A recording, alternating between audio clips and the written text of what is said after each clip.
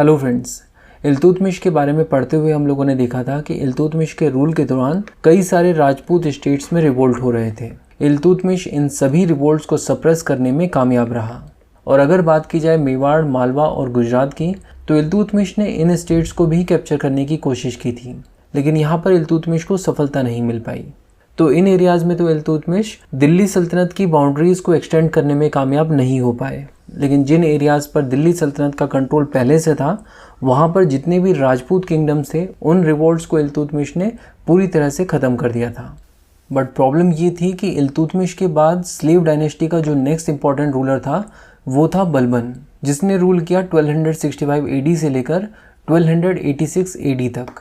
तो ये जो बीच का पीरियड है 30 ईयर्स का, ये एक बहुत ही लंबा समय था जिस दौरान स्लेव डायनेस्टी के एक के बाद एक वीक रूलर्स आते रहे।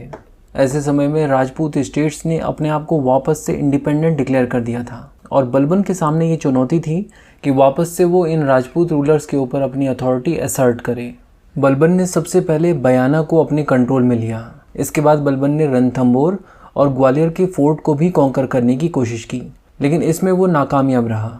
हालांकि अजमेर और नागौर के ऊपर अपनी अथॉरिटी असर्ट करने में बलबन ना सिर्फ कामयाब रहा, बल्कि इसके बाद काफ़ी लंबे समय तक अजमेर और नागौर दिल्ली सल्तनत के फर्म कंट्रोल में रहे।